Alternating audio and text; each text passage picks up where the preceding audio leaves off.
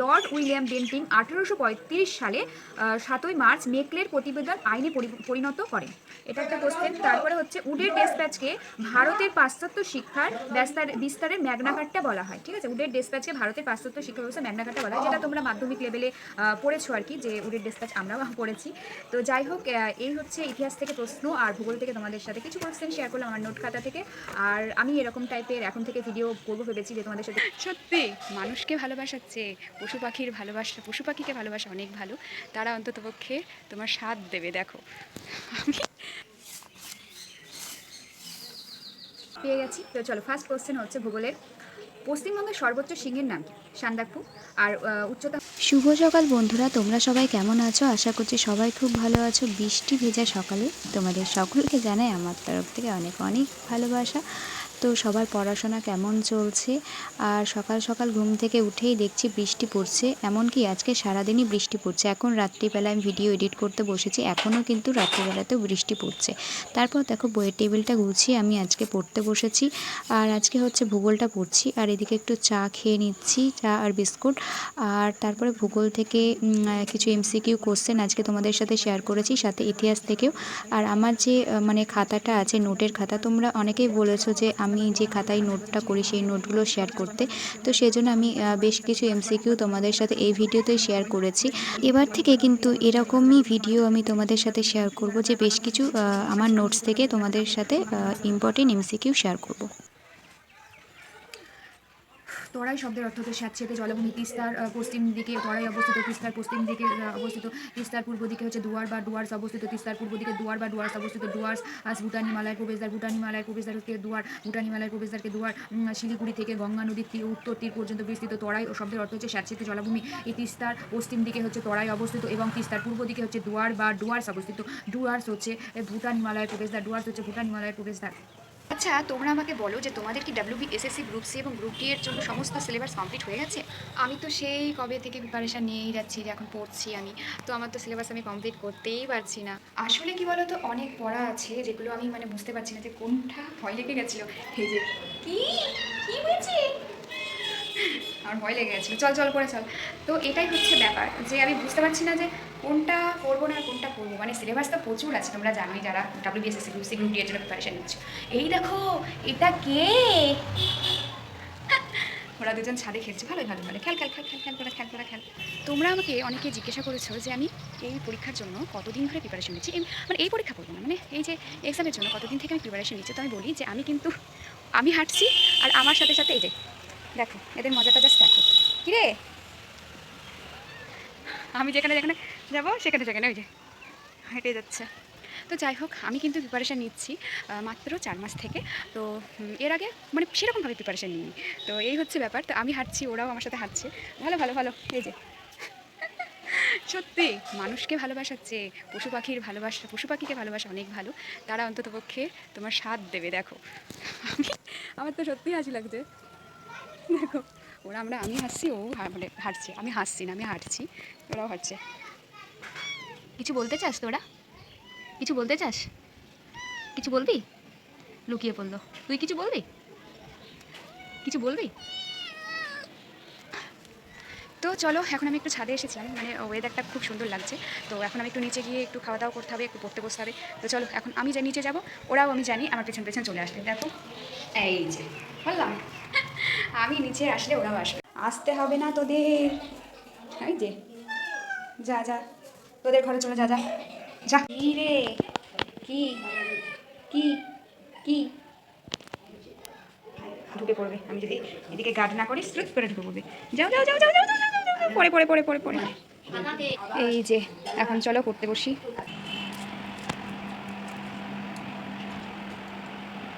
আর এরপর খাওয়া দাওয়া করে আজকে একটু অঙ্ক করছিলাম প্র্যাকটিস। আর দেখো এই অঙ্কটা করছিলাম, চৌবাচ্চার এই অঙ্কটা। তো তারপর কিন্তু খাওয়া দাওয়ার পর আমি একটু জিকেটাও করেছিলাম, সেটা আর ভিডিও করা হয়নি আর কি। তো যাই হোক, সব কিছু তো আর ভিডিওতে দেখানো সম্ভব হয় না, তবু যেটুকু পারি চেষ্টা করি দেখানোর আর কি। কি বলবো, অঙ্ক করতে গিয়ে মাথা ভাই হ্যাং করছে, কিন্তু না করে উপায় নেই, যে করেই হোক অঙ্কটা শিখতে হবে, না হলে তো নাম্বার প্রচণ্ড কম আসছে। অঙ্ক ইংলিশটা তো মেন। অঙ্ক ইংলিশে যে যত বেশি পারবে সে তত তাড়াতাড়ি সাফল্যের চূড়ায় পৌঁছাবে। আর অঙ্ক ইংলিশটাতেই আমি প্রথম থেকেই। আর প্রিপারেশন তো মাত্র আমি 4 মাস মতন নিচ্ছি। অঙ্ক ইংলিশটা যে আমি কবে উদ্ধার করতে পারবো কি পারবো না আমি নিজেও বুঝতে পারছি না। কিছু করার নেই এখন, মানে কি বলবো আর, এই যে অঙ্ক করতে মানে আর যে কি শিখতে হবে, ভেবেছিলাম অঙ্কটা বোধহয় মাধ্যমিকের পর বিদায়, কিন্তু না, এখন হচ্ছে আমি অঙ্ক করছি। একটু আগে তোমাদেরকে বললামই যে আমি ওই জিকে ক্লাসটা করছিলাম, জিকে করছিলাম আর এখন অঙ্কগুলো করছি। কিছু করার নেই, কি করব আমি বুঝতে পারছি না যে আমি কী করে অঙ্কটা আমি শিখবো। আমি প্রাইভেট নিয়েছি, তোমাদেরকে বলেছি, এখনও কোচিং ব্যাচটা স্টার্ট হয়নি, 1 তারিখ থেকে শুরু হবে।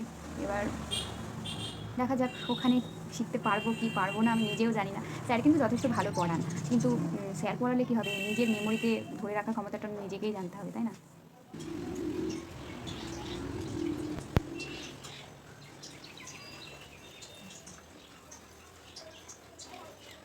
ফুলকপি দিল না এবারে। স্নান কমপ্লিট হয়ে গেল আর অঙ্ক কয়েকটা করেছি। অঙ্কতে এত কি বলবো, মাথায় চাপ পড়ছে, স্নান টান না করে আর থাকা গেল না। তো যাই হোক, স্নান টান করে নিলাম আর এখন হচ্ছে খাওয়া দাওয়া করবো। খাওয়া দাওয়া করার পর আমি, তোমরা জানোই যে আমি কী করি, সেটা হচ্ছে ঘুমাই আর তারপর সন্ধ্যাবেলা উঠে আবার পড়তে বসবো। তো চলো, এখন আমি তোমাদের সাথে শেয়ার করবো হচ্ছে যে আমি যে ভূগোল সাবজেক্টটা বললাম সেখান থেকে কিছু এমসিকিউ কোশ্চেন, ঠিক আছে? তোমাদেরকে বললাম যে আমি ভূগোল থেকে কিছু তোমাদের সাথে এমসিকিউ কোশ্চেন শেয়ার করবো। এই হচ্ছে আমার খাতা আর আমি এই খাতায় কিন্তু আমি আমার মতন করে নোট তৈরি করেছি ভূগোলে। তো সেখান থেকে তোমাদের সাথে কিছু কোশ্চেন এমসিকিউ শেয়ার করি। তো চলো, প্রথমেই আমাকে খুঁজে নিই, হ্যাঁ 1 মিনিট। হ্যাঁ, পেয়ে গেছি। তো চলো, ফার্স্ট কোশ্চেন হচ্ছে ভূগোলের, পশ্চিমবঙ্গের সর্বোচ্চ সিংহের নাম সান্দাকফু আর উচ্চতা হচ্ছে 3636 মিটার। এটা অনেকে শর্ট ফর্ম 3636 বলে মনে রাখে। দ্বিতীয় প্রশ্ন কি, জলপাইগুড়ি জেলার ভুটান সীমান্তে কোন পর্বত অবস্থিত? সিনচুলা পর্বত অবস্থিত। তারপরে কি, এই অংশে অবস্থিত গিরিপথগুলির মধ্যে বক্সা প্রধান, বক্সা ডোয়াস মানে প্রধান। তারপরে কি, বক্সা দিয়ে ভুটান যাওয়া যায়। সিংচুলা বক্সা পাহাড়ের সর্বোচ্চ শৃঙ্গ, তাহলে সিংচুলা হচ্ছে বক্সা পাহাড়ের সর্বোচ্চ শৃঙ্গ। আর সিঙ্গালীলা শৈলশিরা পশ্চিমবঙ্গ দার্জিলিং, অর্থাৎ দার্জিলিংয়ের মধ্যে যে মানে পশ্চিমবঙ্গের যে দার্জিলিং অবস্থিত, সেই দার্জিলিংকে নেপাল থেকে বিচ্ছিন্ন করেছে। এটা হচ্ছে কি, সিঙ্গালীলা শৈলশিরা, ঠিক আছে?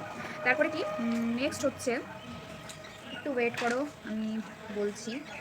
আর হচ্ছে আসলে কোশ্চেন বুঝতে হচ্ছে, হ্যাঁ, মাথাভাঙা নদীর শাখা নদী হলো কি, ইচ্ছামতি ও চূর্ণী। তারপর হচ্ছে উত্তরবঙ্গের পার্বত্য অঞ্চলের প্রধান নদী কি, তিস্তা। তারপরে নেক্সট হচ্ছে, অজয় নদীর তীরে কোন মেলা বিখ্যাত? কেদুলের মেলা বিখ্যাত।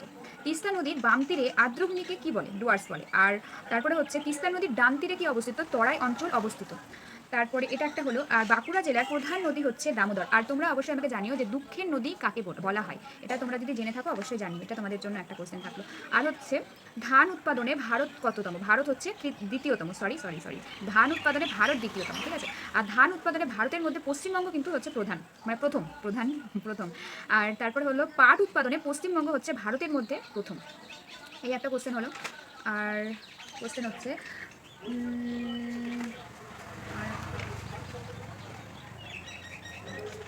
হ্যাঁ, এবার হচ্ছে ওটা থেকে হলো। এবার তোমাদেরকে বলি ইতিহাস থেকে, ঠিক আছে? ইতিহাস থেকে হচ্ছে, চার্টার অ্যাক্ট 1813 খ্রিস্টাব্দে ব্রিটিশ পার্লামেন্ট ইস্ট ইন্ডিয়ান কোম্পানিকে ভারত শিক্ষা খাতে প্রতি বছর 1 লক্ষ টাকা খরচ করার নির্দেশ দেয়। তাহলে কি, কোন অ্যাক্টে? চার্টার অ্যাক্ট হচ্ছে 1813 খ্রিস্টাব্দে ব্রিটিশ পার্লামেন্টের ইস্ট ইন্ডিয়ান কোম্পানিকে 1 লক্ষ টাকা খরচ করার নির্দেশ দেয়, ঠিক আছে? চার্টার অ্যাক্ট 1833 শিক্ষা খাতে খরচ বাড়িয়ে প্রতি বছর সেটা 10 লক্ষ টাকা করা হয়, ঠিক আছে?